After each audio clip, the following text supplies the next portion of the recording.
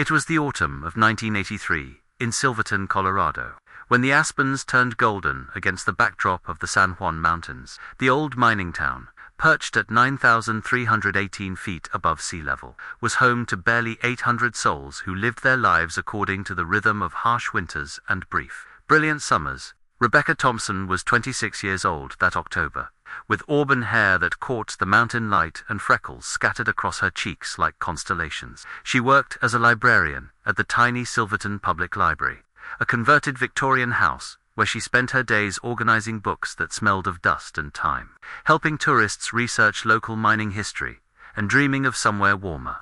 The library occupied the ground floor of what had once been a prosperous merchant's home during the silver boom. Rebecca lived alone in a small apartment above Main Street, 3 blocks away, where she could hear the distant whistle of the Durango and Silverton narrow-gauge railroad as it carried its final tourists of the season back down the mountain before winter sealed the town in silence. That Tuesday morning, October 18th, Rebecca arrived at work wearing her favorite burgundy wool sweater and dark jeans, her hair pulled back in a practical ponytail. She unlocked the heavy wooden door of the library at exactly 9 o'clock, as she had every weekday for the past 3 years. The bell above the door chimed its familiar greeting. Mrs. Eleanor Hartwell, who ran the general store across the street, would later remember seeing Rebecca through the library's tall windows, moving between the shelves with her characteristic quiet efficiency. The morning passed like any other. Rebecca helped a graduate student from Denver research the history of the Mayflower mine, checked out 2 romance novels to Sarah Mitchell, the postmaster's wife, and spent her lunch hour reading behind the circulation desk. The first unusual thing happened around 2:30 in the afternoon. Rebecca received a phone call that lasted less than 5 minutes. Mrs. Hartwell, who had been sweeping her storefront, noticed Rebecca standing by the library's front window, immediately after hanging up, staring out at the mountains with an expression she couldn't quite read. When asked about it later, Mrs. Hartwell would describe it as like she was seeing something far away, something that worried her. At 3:15, Rebecca did something she had never done before in 3 years of faithful service. She closed the library early. Tom Morrison, the part-time sheriff's deputy, was having coffee at Miller's Diner when he saw Rebecca walk past the window, moving with unusual urgency. She was carrying her brown leather purse and what looked like a manila envelope. Her face was pale, and she kept glancing over her shoulder as if she expected to see someone following her. She looked like a woman with somewhere important to be, Tom would tell investigators weeks later, but also like she wished she didn't have to go there. Rebecca's landlord, Frank Kowalski, a retired mine foreman who lived in the apartment below hers, heard her footsteps on the wooden stairs around 3. He was used to her quiet comings and going, but that afternoon something was different. The footsteps moved back and forth across her floor for nearly an hour, accompanied by sounds he couldn't identify, drawers opening and closing, something heavy being moved, and at one point, what sounded like crying.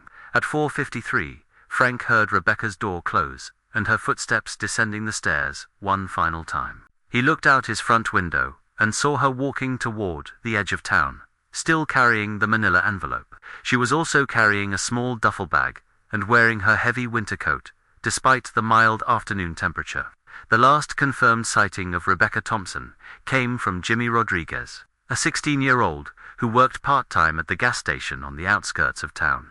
He was changing the price signs when he saw Rebecca walking along Highway 150, heading north toward the old mining district. She waved when she saw him looking, a gesture so normal it would haunt him for years. She smiled, Jimmy would remember. But it wasn't her usual smile. It was sad, like she was saying goodbye. That was at 5:20-7 in the evening. The sun was beginning to set behind the peaks, painting the sky in shades of orange and purple that seemed too beautiful for what was about to unfold. When Rebecca failed to appear at the library the next morning, Mrs. Hartwell waited until 10 o'clock before using her spare key to check inside. The library was exactly as Rebecca had left it the previous afternoon. With one exception, the appointment book on her desk was open to October 18th, and someone had drawn a single line through the rest of the week's entries. Frank Kowalski, growing concerned when he heard no movement from the apartment above, knocked on Rebecca's door at noon. When no one answered, he used his master key. The apartment was neat and orderly, but Rebecca's winter clothes were gone, along with her hiking boots and the small backpack she used for day trips into the mountains. On her kitchen table, they found an envelope addressed to Sheriff Morrison in Rebecca's careful handwriting. Inside was a single sheet of paper with 5 words written in the center. "I'm sorry. Please don't follow." Sheriff Jack Morrison, Tom's father, and the town's only full-time law enforcement officer, immediately organized a search. Within hours, 20 volunteers were combing the mountainsides and abandoned mine shafts that honeycombed the peaks surrounding Silverton. They searched until the first heavy snow of the season made it impossible to continue. They found no trace of Rebecca Thompson. The phone call that had changed everything that Tuesday afternoon had come from outside Silverton. The phone company's records showed it originated from a payphone in Durango, 68 miles down the mountain. But the caller's identity remained a mystery that would persist for decades. In the days following Rebecca's disappearance, her apartment was searched thoroughly. Her savings account contained $847. Her car, a reliable 1978 Honda Civic, remained parked in its usual spot behind her building. Her family in Iowa, parents who had always worried about their daughter living alone in such an isolated place, could provide no explanation for her sudden departure. The manila envelope that several witnesses had seen Rebecca carrying was never found. Neither was the duffel bag, her winter coat, or Rebecca herself. As October turned to November and the snow began to fall in earnest, Silverton settled into its winter isolation. The tourist season was over. The narrow-gauge railroad had made its last run until spring, and the mountain passes would soon be impassable until May. If Rebecca Thompson was somewhere in those peaks, she would remain hidden until the snow melted. But winter in the San Juan Mountains is long and unforgiving, and spring seemed very far away. The last entry in Rebecca's personal diary, found hidden beneath her mattress, was dated October 17, 1983, the day before she disappeared. In her neat cursive handwriting, she had written, "Some secrets are too heavy to carry alone. Tomorrow, I'll finally be free of mine." What secret had Rebecca been carrying? And what had prompted her decision to walk into the wilderness on that October afternoon, leaving behind only questions and the echo of footsteps that would never return? The mountains of Colorado hold many secrets, buried beneath snow and time and silence. Rebecca Thompson's fate would become one of them, a mystery that would haunt Silverton for decades to come. The search for Rebecca Thompson began with hope and determination, but the Colorado mountains had other plans. Sheriff Jack Morrison coordinated the initial efforts from the volunteer fire department building, spreading topographical maps across folding tables, while volunteers streamed in, carrying thermoses of coffee and sandwiches wrapped in wax paper. The year 1983 meant no cell phones, no GPS devices, just handheld radios with limited range, and the kind of local knowledge that came from living in the shadow of 13,000-foot peaks. "We'll work in grid patterns," Sheriff Morrison announced to the assembled searchers on that first morning. His weathered face showed the strain of a man who had spent 30 years keeping peace in a town where everyone knew everyone else's business. "Stay in pairs, check every mine shaft, every cabin, every trail shelter between here and Red Mountain Pass." Tom Morrison, barely 23 and eager to prove himself worthy of his father's badge, led a team up the Animas River Trail. With him were Dr. Kevin Walsh, the town's only physician, and Bill Hendricks, a mining engineer who knew the abandoned workings better than anyone alive. They searched for 6 hours, their voices echoing off canyon walls as they called Rebecca's name. The Colorado Division of Wildlife provided to search dogs and their handlers. The bloodhounds picked up Rebecca's scent from her apartment and followed it as far as the old Mayflower Mine Road, about 3 miles north of town. There, at a bend where the path split toward the higher elevations, the trail went cold. It was as if Rebecca had simply vanished into the thin mountain air. Mrs. Eleanor Hartwell organized the women of Silverton into a communication network, taking turns at the general store's phone to coordinate with searchers and contact Rebecca's family in Iowa. She called Rebecca's parents, Harold and Dorothy Thompson, 3 times that first day, each conversation growing more difficult as hope began to fade. They were good people, Mrs. Hartwell would remember years later. Farmers from outside Cedar Rapids. They kept asking if they should come out, but what could they do? They didn't know mountains, didn't know wilderness. I told them to pray, and they said they were already doing that. By the 4th day, reality began to set in. The weather was changing. The National Weather Service issued a winter storm warning for elevations above 8,000 feet, predicting 18 inches of snow and temperatures dropping to 15 below zero. In the San Juan Mountains, October storms could be killers, even for experienced mountaineers with proper equipment. "If she's up there," Dr. Walsh told Sheriff Morrison privately, "and this storm hits... He didn't need to finish the sentence. They both understood what a sudden winter storm meant for someone caught unprepared in the high country. The search teams made one final push on October 23rd, 5 days after Rebecca's disappearance. 47 volunteers, including miners from the still-operating Sunnyside mine, spread across an area of nearly 30 square miles. They checked every known cabin, every mine entrance, every hunting shelter between Silverton and the Continental Divide. They found nothing. The storm arrived that night, with a fury that all-timers compared to the blizzard of 1978. Snow fell so thick that visibility dropped to less than 10 feet. The wind howled down from the peaks at 60 miles per hour, creating drifts that buried fence posts and made travel impossible. Highway 550 closed at both ends, sealing Silverton off from the outside world until snowplows could reopen the passes. Sheriff Morrison called off the official search on October 25th. Standing in the briefing room, with maps still spread across the tables, he looked at the volunteers who had given up their own safety to look for Rebecca Thompson. "I know this isn't the outcome any of us wanted," he said, his voice heavy with exhaustion and defeat. "But we've covered every accessible area twice. The weather's turned, and I won't risk anyone else's life. We'll resume the search in spring, when the snow melts." Spring seemed a lifetime away. The weeks that followed were marked by a peculiar kind of grief. Rebecca Thompson was gone, but without a body, without closure.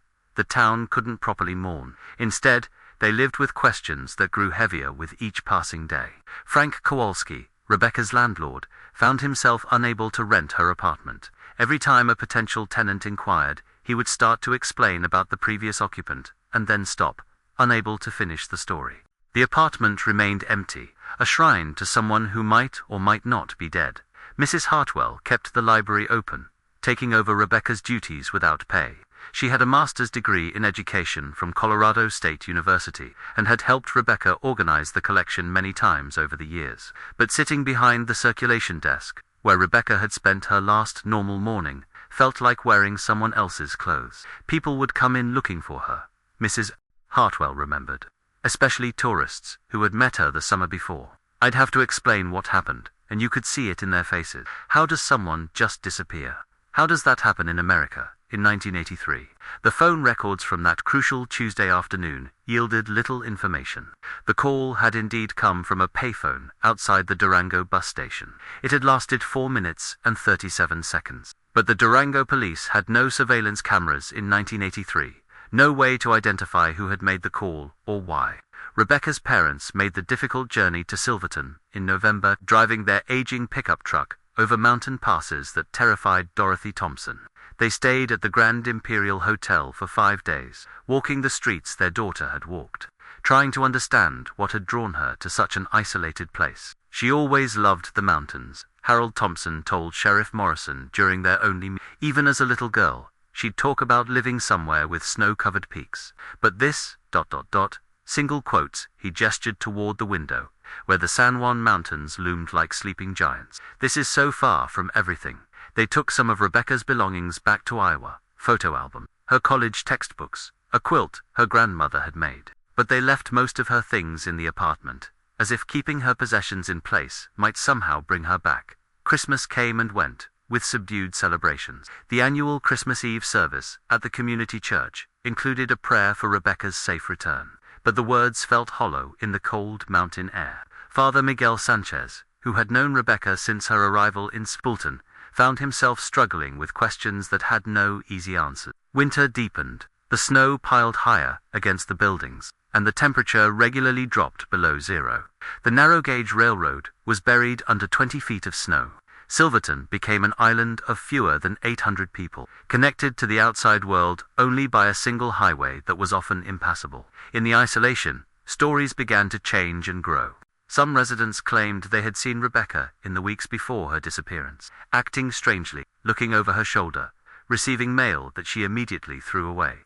Others insisted she had mentioned leaving Silverton, talking about finding work in Denver or returning to Iowa. But Tom Morrison, who had kept careful notes of every interview conducted during the investigation, knew these were the elaborations of memory, the way stories evolved when people desperately wanted to make sense of the senseless. The truth was simpler and more troubling. Rebecca Thompson had vanished without explanation, taking her secrets with her into the vast silence of the Colorado Rockies. By February, even the most optimistic residents had begun to accept that Rebecca was not coming back. The conversations at Miller's Diner, once filled with theories and speculation, gradually turned to other topics. Life in a small mountain town moved forward because it had to. But it moved forward, changed. Mrs. Hartwell continued running the library.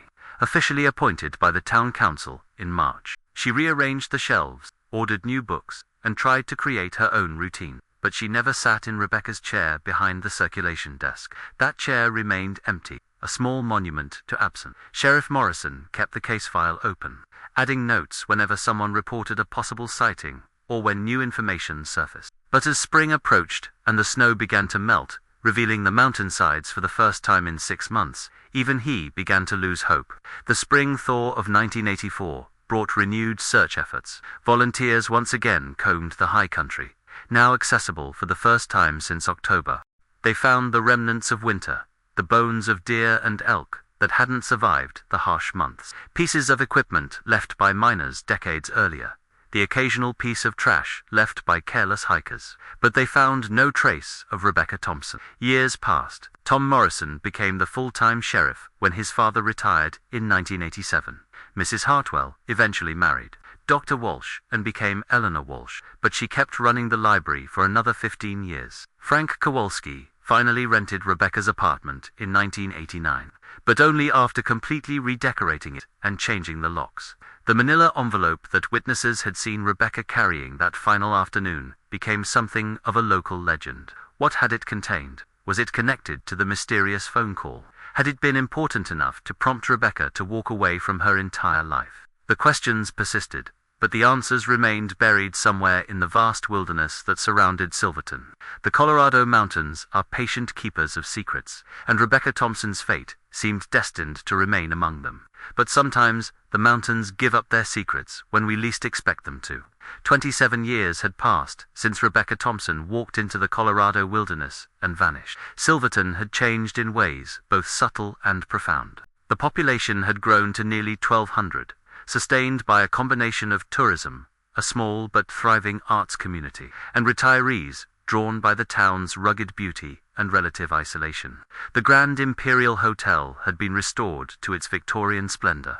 The narrow-gauge railroad now carried tourists year-round, and the old mining claims had been converted into hiking trails and historic sites. But for those who remembered 1983, Rebecca Thompson's disappearance remained an open wound that had never quite healed. Sheriff Tom Morrison, now 50 and graying at the temple, still kept Rebecca's case file in his desk drawer.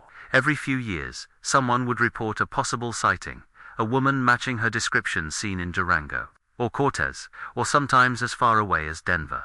Each report was dutifully investigated and eventually dismissed. Rebecca Thompson had become a ghost story, a cautionary tale told to newcomers about the dangers of the high country. Eleanor Walsh still ran the library, though at 73 she was beginning to think about retirement. She had long since made peace with sitting behind the circulation desk where Rebecca had once worked, but she had never forgotten the young woman who had simply walked away from her life one October afternoon. It was Eleanor who received the call on the morning of September 15, 2010, that would change everything. Mrs. Walsh, this is Danny Kowalski, Frank's grandson. I'm calling about the old cabin up on Prospect Mountain. Eleanor remembered Danny as a boy, visiting his grandfather during summer vacations. Now he was 35, a contractor from Grand Junction who had inherited Frank's property when the old man died 2 years earlier.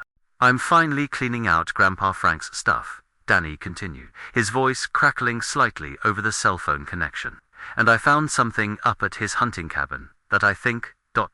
Well, I think you and Sheriff Morrison need to see it. Frank Kowalski had owned a small hunting cabin about 8 miles northeast of Silverton, accessible only by a rough 4-wheel drive track that wound up the mountainside toward the old Shenandoah Dives mine. He had built it himself in the 1970s, a simple two-room structure where he could escape during hunting season and the occasional summer weekend. Eleanor knew the cabin well. Frank had invited her and Dr. Walsh there several times over the years for barbecues and to watch the autumn colors. But Frank had been in poor health the last few years of his life, and the cabin had sat unused and gradually forgotten. "What did you find, Danny?" Eleanor asked, though something in his tone already suggested she might not want to know the answer. "I think it's better if you see for yourself," Danny said. "Can you meet me there this afternoon? And maybe bring the sheriff?" 2 hours later, Eleanor Walsh and Sheriff Morrison were following Danny Kowalski's pickup truck up the winding mountain road toward Prospect Mountain. The aspens were turning gold, just as they had been 27 years earlier when Rebecca Thompson disappeared. The coincidence was not lost on either of them. The cabin sat in a small clearing, surrounded by pine and aspen trees, with a view down the valley toward Silverton. It was smaller than Eleanor remembered, weathered by nearly 4 decades of mountain winters. The metal roof was rusty, and pine needles had accumulated against the foundation. "Grandpa Frank stopped coming up here around 2005, Danny explained as they parked beside the cabin. "After Grandma died, he just lost interest. I've been meaning to clean it out, maybe fix it up, but ... single quotes, he shrugged. Life gets busy. The interior of the cabin was exactly what Eleanor expected. Rustic furniture covered in dust sheets, a stone fireplace, shelves lined with canned goods and hunting magazines from the 1990s. But Danny led them past the main room to a smaller back room that Frank had used for storage. "I was cleaning out this closet," Danny said, opening a narrow door beneath a slanted roofline, moving boxes, throwing away old clothes. "And I found this." He reached into the back corner of the closet and pulled out a canvas bag. Military surplus, by the look of it, olive drab and faded with age. It was the kind of bag that soldiers had used to carry personal belonging, repurposed by civilians for camping and hunting. "It was wedged way back there, behind some old sleeping bags," Danny continued. "At first I thought it was just more of Grandpa's stuff, but then I opened it." Eleanor felt her heart begin to race, even before Danny unzipped the bag. Sheriff Morrison stepped closer, his hand unconsciously moving toward the small notebook where he still recorded details of active investigations. Inside the bag were items that seemed to belong to another time, another life. A burgundy wool sweater, neatly folded, a pair of women's hiking boots, size 7, a manila envelope, yellowed with age and sealed with tape that had long since lost its adhesive power. But it was the small leather-bound diary at the bottom of the bag that made Eleanor gasp and caused Sheriff Morrison to immediately reach for his radio. The diary's cover was embossed with the year 1983 and written in fading ink on the first page. In handwriting that Eleanor recognized immediately were the words, "Property of Rebecca Thompson, Silverton Public Library." For a moment, the three of them stood in absolute silence. The only sounds were the whisper of wind through the pine trees outside and the distant call of a hawk circling overhead. Time seemed to collapse, bringing that October afternoon in 1983 rushing back with startling clarity. "Jesus," Sheriff Morrison finally whispered, the word barely audible in the dusty stillness of the cabin. Eleanor reached out to touch the sweater, then pulled her hand back as if the wool might burn her. It was the same burgundy sweater Rebecca had been wearing on her last day at the library. The same sweater Mrs. Hartwell across the street had seen through the window as Rebecca moved between the bookshelves. "How long has this been here?" Morrison asked Danny, though his voice suggested he already suspected the answer. "I don't know," Danny replied. "Could have been here since Grandpa Frank built the place. He never let anyone else use this closet. Said it was for his private stuff." Sheriff Morrison carefully lifted the manila envelope from the bag, noting its weight and the way it seemed to contain several sheets of paper. The envelope was addressed in Rebecca's careful handwriting, but not to Sheriff Morrison, as the note found in her apartment had been. This envelope was addressed to Frank Kowalski, personal and confidential. The implications hit Eleanor like a physical blow.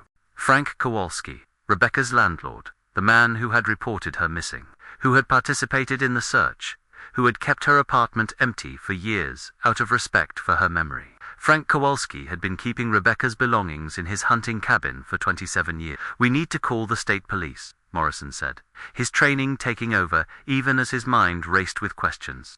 "This is evidence in an active missing person case. We can't touch anything else until we have proper documentation." But Eleanor was staring at the diary, visible through the open bag, and she could see that some of the pages were filled with Rebecca's neat handwriting. After 27 years of wondering, of questions that had never been answered, the truth might finally be within reach. Outside, the afternoon light was beginning to fade, casting long shadows through the cabin windows. The September air carried the crisp promise of winter, just as it had in 1983, when Rebecca Thompson had walked away from her life, carrying a manila envelope and a secret too heavy to bear alone. Danny Kowalski stood beside the closet where he had made his discovery, looking like a man who wished he had never decided to clean out his grandfather's belongings. Eleanor Walsh felt the weight of 27 years pressing down on her shoulders. All the questions she had carried, all the sleepless nights wondering what had happened to the young woman she had come to think of as a daughter.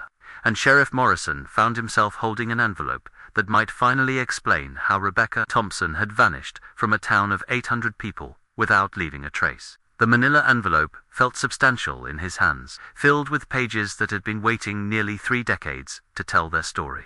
Whatever Frank Kowalski had known about Rebecca's disappearance, whatever secret had connected him to her final afternoon, the answers were here. But some truths, once revealed, can never be hidden again. And some secrets, when finally brought to light, illuminate not just the past, but cast new shadows over everything that came after. The mountains of Colorado had kept their silence for 27 years. Now, in a dusty hunting cabin, surrounded by aspen trees, turning gold in the fading light, that silence was about to be broken. The state police evidence team arrived from Denver 2 days later, but Sheriff Morrison had secured the scene and photographed everything in place before touching a single item. The manila envelope, Rebecca's diary, and her personal belongings were processed with the same care that would be given to evidence in a fresh homicide case. Detective Sarah Chen from the Colorado Bureau of Investigation took charge of the evidence review. She was a 15-year veteran who specialized in cold cases, a methodical woman who understood that truth, buried for decades, often revealed itself in fragments, requiring patience and careful reconstruction. "We'll examine everything," Detective Chen told Eleanor Walsh and Sheriff Morrison as they met in the conference room of the Silverton Town Hall. "But I want you both to understand that whatever we find, it's going to change how this community remembers both Rebecca Thompson and Frank Kowalski." Eleanor nodded, though her hands trembled slightly as she folded them in her lap. At 73, she had seen enough of life to know that the truth was not always a comfort. The manila envelope was opened first, in the controlled environment of the state crime lab. It contained 7 handwritten pages, each one numbered and dated, spanning from October 10th through October 18th, 1983. The pages were Rebecca's account of events leading up to her disappearance, written in her careful librarian's script. Detective Chen read the contents aloud to Eleanor and Sheriff Morrison via conference call, her voice steady and professional despite the shocking nature of what she was revealing. October 10th, 1983, she began. "Frank came to my apartment again tonight. He's been drinking, and when he drinks, he talks about things that happened during the war. Vietnam changed him, but not in the way people think. He told me about the gold." Eleanor's breath caught. Frank Kowalski had indeed served in Vietnam, returning to Silverton in 1971, with what everyone assumed was combat-related trauma. He rarely spoke about his military service, and the community had respectfully given him the space to heal in his own way. Detective Chen continued reading. "Frank found something in one of the old mine shafts when he first came back from the war. Not silver, but gold. A cache that someone hid during the boom years and never came back for. He's been slowly selling pieces of it through contacts in Denver, always careful never to sell too much at once." The revelation struck Morrison like a physical blow. Frank Kowalski, the quiet landlord who had struggled to make ends meet as a part-time mine worker, had been sitting on a fortune for more than a decade. October 13th, Detective Chen read, "Frank asked me to help him. He wants to sell a larger piece, enough to leave Silverton permanently, but he needs someone with education, someone who knows how to research and ask questions without arousing suspicion. He wants me to help him find the right buyer, someone discreet who won't ask too many questions about provenance." Eleanor found herself remembering Frank's visits to the library over the years, how he would sometimes ask Rebecca to help him research mining claims and historical records. At the time, it had seemed like innocent curiosity about local history. October 15th, the detective continued, "I told Frank I couldn't help him. What he's doing isn't exactly legal. Mining laws, property rights, taxes. He became angry, said, "I knew too much now to just walk away." He said, "We were partners, whether I wanted to be or not." The next entry was dated October 17th. The day before Rebecca's disappearance, Frank gave me an ultimatum. "Help him, or he'll make sure everyone in town knows I've been stealing from the library's petty cash fund to pay for my mother's medical bills. It's true, I've taken $43 over the past 6 months, always planning to pay it back when Mum gets better. But in a town this small, that kind of accusation would destroy me. I'd lose my job, my reputation, everything." Sheriff Morrison closed his eyes, remembering Rebecca's mother, who had been battling cancer in Iowa. The medical bills for someone without adequate insurance would have been crushing for a family of farmers. October 18th, Detective Chen read, her voice growing softer. "Frank called me at the library today.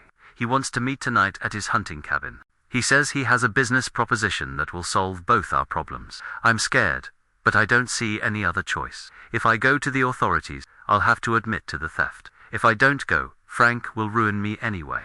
Either way, my life in Silverton is over." The final paragraph of that last entry was written in shakier handwriting, as if Rebecca had been crying while she wrote, "I'm going to pack some things and meet Frank at the cabin. Maybe we can find a way to work this out. Maybe he'll let me leave town quietly if I promise never to tell anyone about the gold. I just want to disappear and start over somewhere far from here. If something happens to me, I want someone to know that Frank Kowalski knows more than he's saying." Detective Chen paused before continuing with the final lines. "I'm leaving this envelope and my other belongings with Frank, along with this written account. If he's telling the truth about wanting to help me disappear, then these things will never be found. If he's lying, if something happens to me, maybe someday someone will discover what really happened to Rebecca Thompson." The silence that followed was profound. Eleanor Walsh felt as if she had been holding her breath for 27 years and could finally exhale, though the air that filled her lungs tasted bitter with the knowledge of betrayal. Sheriff Morrison was the first to speak. "So she went to the cabin voluntarily. She was planning to disappear. But did she?" Detective Chen asked. "That's the question we still need to answer." Rebecca's diary provided additional details that painted a picture of a young woman trapped between impossible choices. The entries from the weeks before her disappearance revealed her growing desperation about her mother's medical bills, her shame about the small thefts from the library fund, and her increasing fear of Frank Kowalski. The diary also contained information that explained the mysterious phone call Rebecca had received on October 18. Frank had called from Durango, where he had been meeting with a potential buyer for a particularly valuable piece of gold. The buyer had demanded authentication and provenance documentation, exactly the kind of research Rebecca's library skills could provide. October 10th diary entry. Detective Chen read from a different document. "Frank showed me the gold today. It's beautiful old coins, some jewelry, what looks like raw nuggets. He says it's worth at least $50,000, maybe more. When I asked where it came from, he told me about the mine shaft near his cabin. Someone must have hidden it there during the silver boom and never returned. Frank found it by accident in 1972 and has been slowly selling pieces ever since." The investigation took an unexpected turn when Detective Chen contacted the Denver Police Department's pawnshop records from the 1970s and 1980s. Computer databases didn't exist then, but many shops had kept paper records. A patient search through archived files revealed that Frank Kowalski had indeed been selling gold periodically over more than a decade. Always small amounts, always for cash. But the records also revealed something else. Frank's last recorded gold sale had taken place on November 3, 1983, 2 weeks after Rebecca's disappearance. He had sold a substantial amount, nearly $8,000 worth at 1983 prices, to a dealer who specialized in estate jewelry and didn't ask many questions. The timing was impossible to ignore. If Rebecca had simply disappeared to start a new life, why would Frank have continued with his gold-selling plan? And why had he stopped so abruptly after that final, large sale? Danny Kowalski, Frank's grandson, provided the final piece of the puzzle during a formal interview with Detective Chen. He revealed that his grandfather had left Silverton permanently in December 1983, moving to Arizona, where he lived quietly until returning to Colorado in 1995. Grandpa Frank never talked about those years in Arizona. Danny told the detective when he came back to Silverton, he was different, quieter. He bought the small house on Main Street, fixed up old cars, kept kept to himself mostly. He never went back to the hunting cabin, as far as I know. Not until the very end, when he was getting sick and maybe wasn't thinking clearly. The revelation that Frank had left town so soon after Rebecca's disappearance cast his participation in the original search efforts in a sinister new light. He had helped look for a woman whose fate he already knew, had comforted her parents when they came to Silverton, had maintained her empty apartment as a kind of memorial while keeping her belongings hidden in his mountain cabin. Dr. Kevin Walsh, now retired but still sharp at 81, provided additional context when Detective Chen interviewed him about the original search. Frank was one of our most dedicated volunteers, he remembered. He knew those mountains better than anyone. If there was any chance Rebecca was alive up there, Frank would have found her. The implication was clear. Frank hadn't found Rebecca because Frank already knew she wasn't there to be found. But the question of what exactly had happened at the hunting cabin on October 18, 1983, remained unanswered.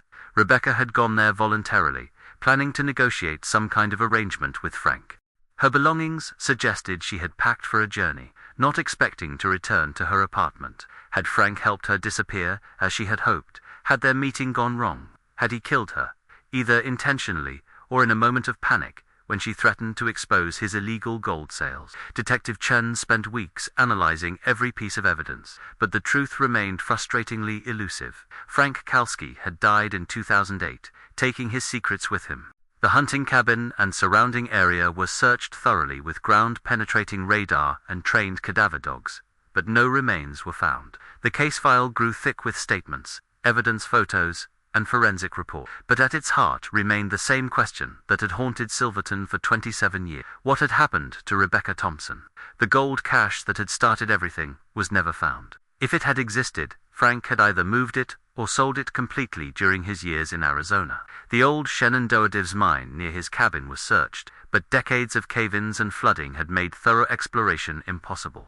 Eleanor Walsh found herself faced with a truth that was somehow worse than not knowing. Rebecca hadn't simply vanished into the wilderness as everyone had believed. She had been betrayed by someone she trusted, manipulated by fear and desperation into a situation that had cost her everything. At least now we know, Sheriff Morrison said during one of their conversations as the investigation wound down. But Eleanor wasn't sure that knowing was better than wondering. Some questions, once answered, opened up new and more troubling mysteries. The official conclusion of the Colorado Bureau of Investigation was that Rebecca Thompson had most likely died on October 18, 1983, at or near Frank Kowalski's hunting cabin, under circumstances that would never be fully known. Frank Kowalski was identified as the primary person of interest, but with his death, no charges could be filed. The case was officially classified as solved, but unresolved, a bureaucratic designation that satisfied no one, least of all the people who had spent 27 years wondering what had happened to the young librarian who had simply walked away from her life one autumn afternoon. In the end, the mountains of Colorado had given up some of their secrets, but not all. Rebecca Thompson's final hours remained hidden in the vast silence between what was known and what could be proven, between what Frank Kowalski had done and what he had taken to his grave. Sometimes, truth emerges not as revelation, but as recognition. The slow, painful understanding that some stories have no satisfying ending, only the weight of knowledge that changes how we see everything that came before. The news of the investigation's findings spread through Silverton like wildfire in dry timber. By the time Detective Chen held her press conference in November 2010, everyone in town had heard some version of the story, though the details had been distorted by repetition and speculation. The official statement was carefully worded. After extensive investigation, the Colorado Bureau of Investigation has determined that Rebecca Thompson most likely died on October 18, 1983, under suspicious circumstances involving Frank Kowalski. Mr. Kowalski is deceased and cannot be charged. The case remains open, pending discovery of additional evidence. But the sterile language of official reports could not capture the emotional devastation that swept through the community. For 27 years, Frank Kowalski had been remembered as a quiet, troubled veteran who had tried to help find Rebecca Thompson.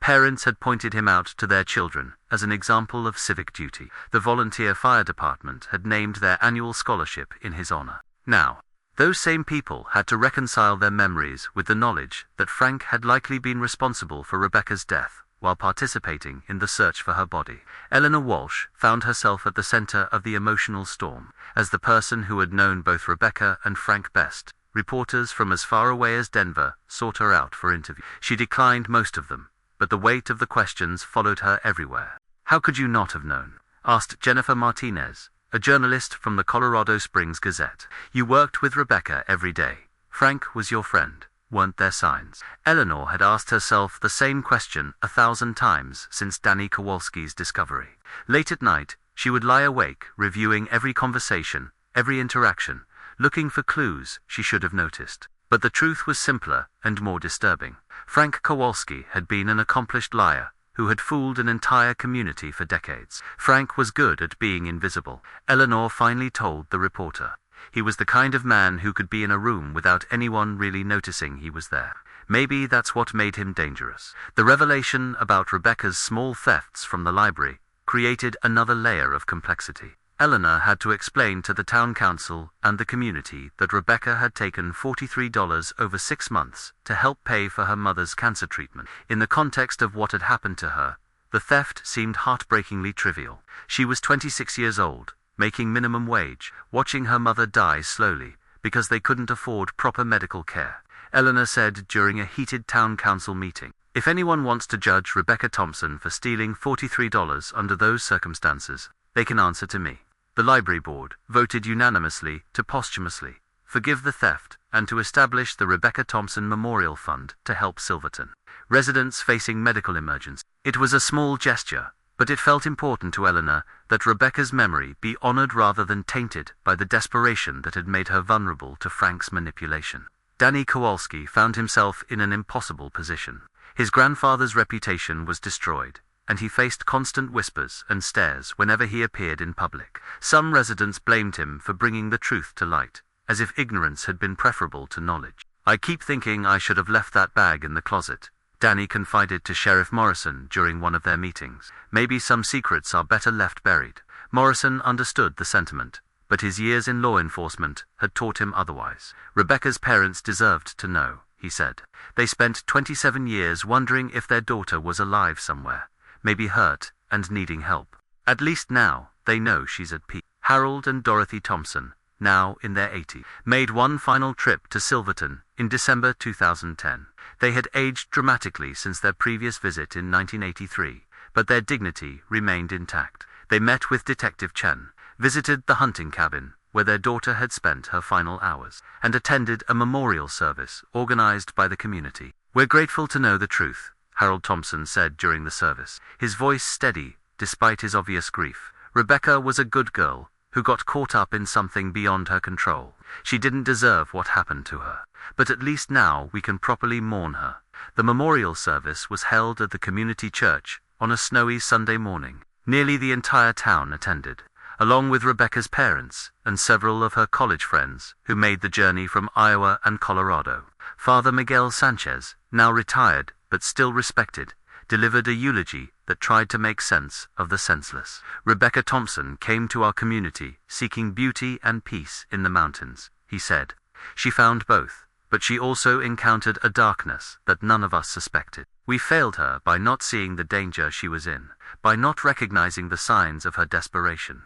We can honor her memory by promising to do better, to look out for each other, to create the kind of community where young women like Rebecca can find safety as well as beauty." The hunting cabin where Rebecca had died was demolished by the county in early 2011. The site was too remote and difficult to access for any practical purpose, and Danny Kowalski had no desire to preserve a place associated with such tragedy. The cabin was dismantled carefully, with every piece of wood and metal searched for additional evidence, but nothing more was found. Where Frank Kowalski's cabin once stood, only a clearing remained, slowly being reclaimed by aspen saplings and mountain wildflowers. Nature, it seemed, was determined to erase the last physical traces of what had happened there.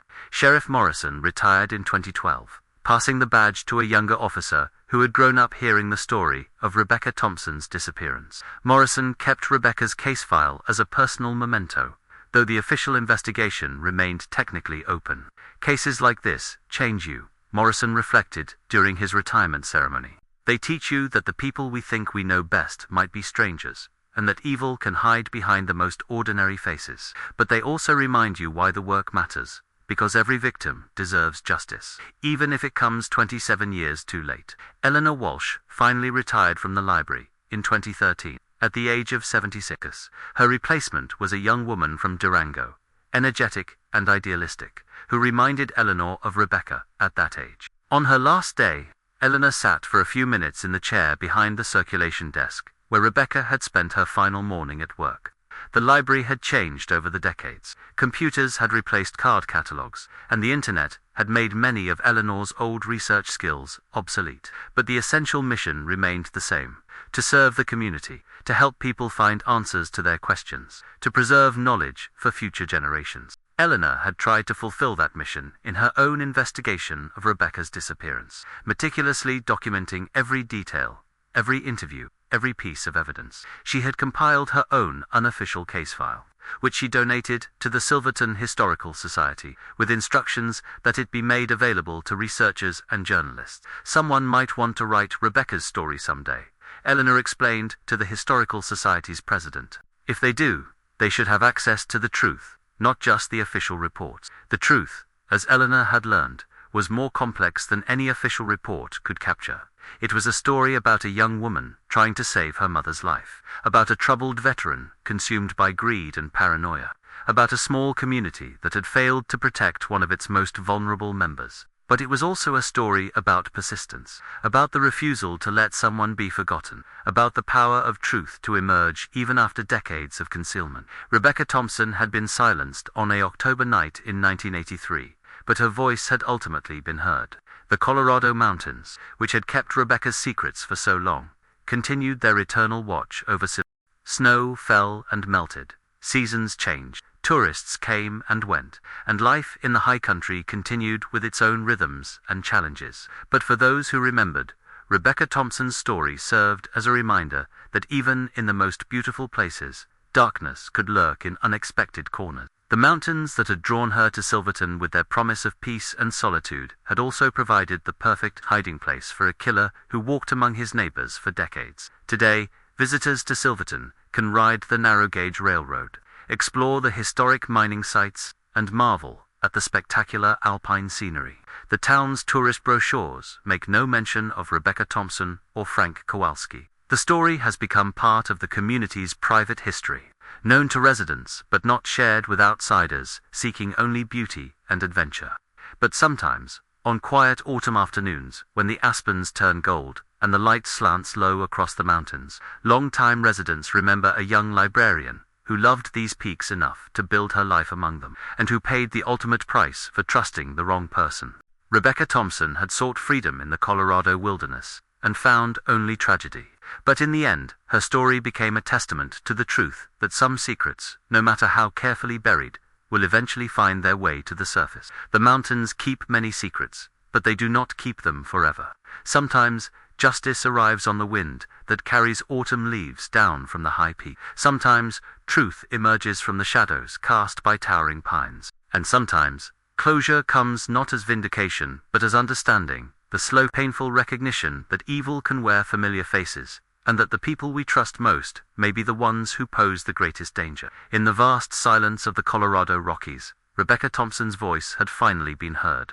Her story was complete, though her justice would forever remain incomplete. But perhaps that, too, was a kind of truth, the acknowledgement that in real life, unlike in novels or movies, some wounds never fully heal, and some questions never receive satisfying answers. The mountains had given up their secret, at last. In the end, that had to be enough. 3 years after the investigation closed, on a crisp morning in October 2013, a hiker named Marcus Chunno, relation to Detective Sarah Chunwas, exploring the remote trails near the Continental Divide, about 15 miles northeast of Silverton. Marcus was an experienced mountaineer from Boulder, documenting abandoned mining claims for a doctoral thesis on Colorado's industrial archaeology. He was photographing the entrance to an old prospect hole when his camera flash illuminated something metallic, wedged deep in a crevice of the mine shaft. Curious, Marcus used his climbing equipment to rappel down 30 feet into the narrow opening. What he found there would reopen questions that everyone thought had been answered. hidden in a waterproof military ammunition box, secured with a combination lock that had long since corroded open. Marcus discovered items that didn't belong in an abandoned mine from the 1890s. A driver's license issued to Rebecca Thompson in 1982, a small notebook filled with her handwriting, and most remarkably, a cassette tape recorder with a single tape still inside. The notebook contained entries dated after October 18, 1983. Sheriff Tommy Martinez Tom Morrison's success. The receive Marcus's call with disbelief that quickly turned to stunned amazement. The items were immediately secured and sent to the state crime lab, where experts confirmed their authenticity using forensic techniques that hadn't existed in 1983. Detective Sarah Chen, now nearing retirement but still sharp as ever, was called back to examine this impossible evidence. The cassette tape was nearly destroyed by moisture and time, but audio restoration specialists managed to recover fragments of Rebecca Thompson's voice speaking into the darkness of that mineshaft. The recovered audio was heartbreaking and revelatory. "My name is Rebecca Thompson. October 20th, 1983. If someone finds this, I need you to know that I'm alive. But I won't be for much longer." Single quotes. The recording revealed that Rebecca had indeed met Frank Kowalski at his hunting cabin on October 18th, but their confrontation had not ended as everyone assumed. Frank had not killed Rebecca that night. Instead, something far more complex and disturbing had unfolded. According to her recorded testimony, Frank had initially agreed to help Rebecca disappear. He had taken her belongings to make it appear she had vanished, and she had hidden in the mineshaft, while Frank returned to Silverton to participate in the search, his way of ensuring no one would look for her in the right places. But Frank's plan had been more sinister than simple assistance. He intended to keep Rebecca hidden until she agreed to help him move his entire gold cache, threatening to reveal her location to authorities if she refused. What he hadn't anticipated was Rebecca's resourcefulness and determination. "He thinks he has me trapped," her voice whispered from the damaged tape. "But I found his gold. It's here, in this mine.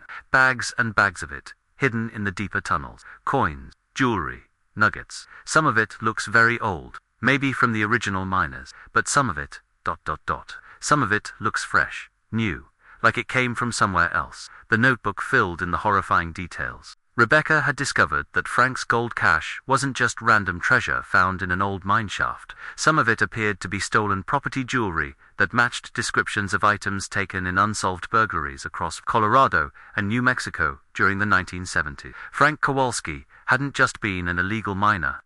He may have been responsible for a string of crimes that had never been connected. "He's not the broken veteran everyone thinks he is," Rebecca had written in her cramped handwriting. "He's smart, organized, dangerous. He's been using his reputation as a damaged soldier to move freely, to avoid suspicion.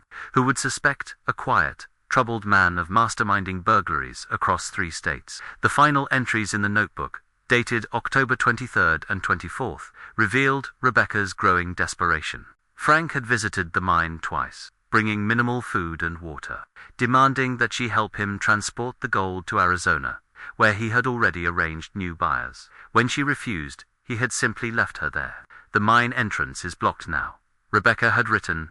"He rolled rocks across it, sealed me in. I have maybe 2 days of water left. I can hear him moving around outside sometimes, but I think he's planning to leave me here forever."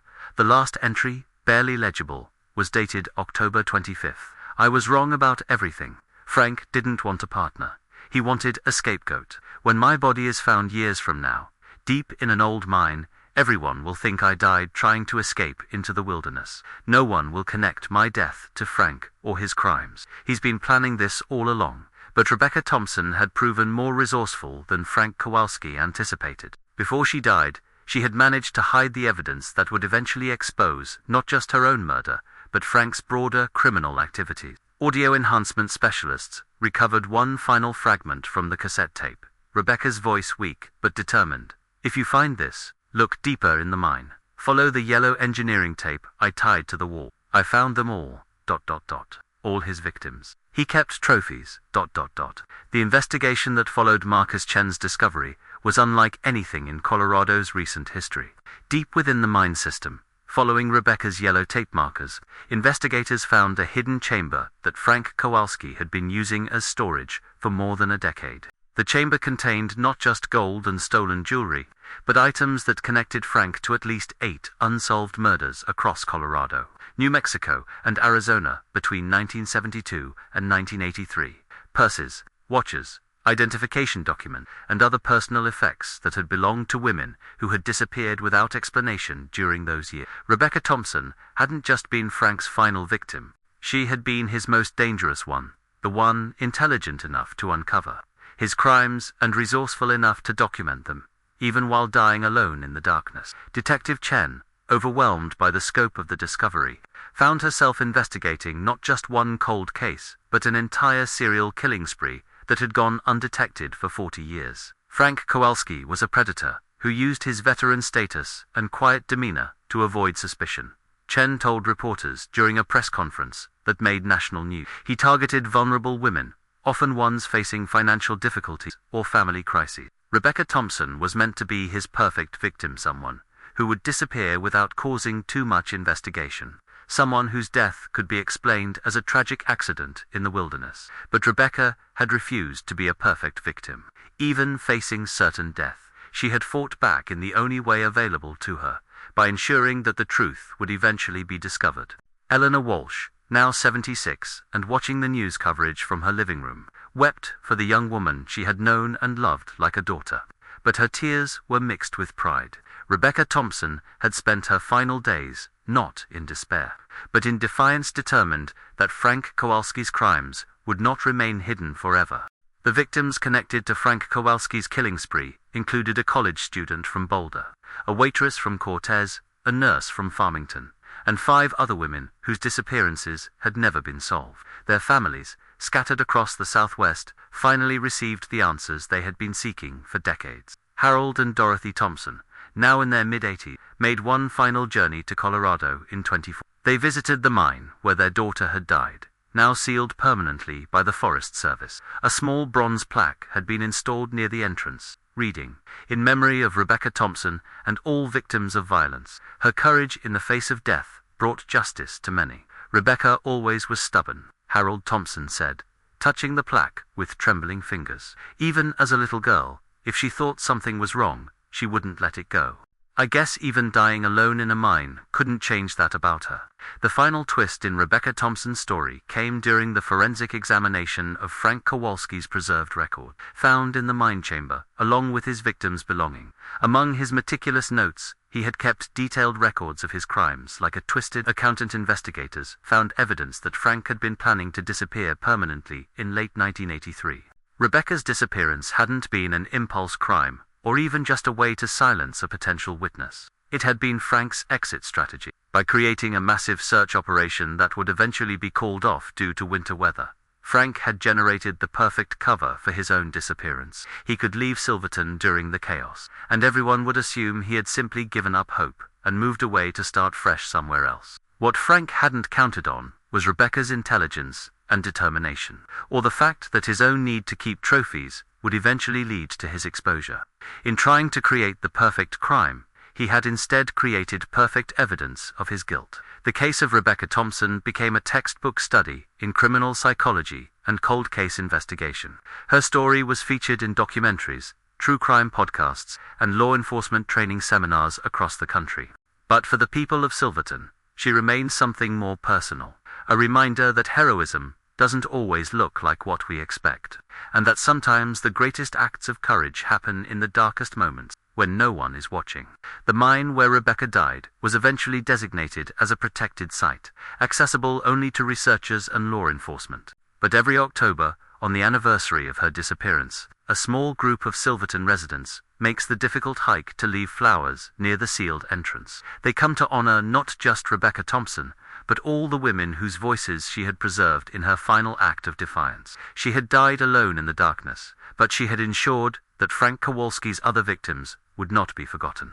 In the end, Rebecca Thompson had done exactly what she had always done as a librarian. She had preserved knowledge for future generations, catalogued the truth, and made sure that important information would be available when someone finally came looking for it. The mountains of Colorado had kept her secret for 30 years, but they had also preserved her legacy. Sometimes, justice arrives not as swift retribution, but as patient revelation, truth emerging slowly from the darkness, carried forward by the courage of those who refused to let evil have the final word.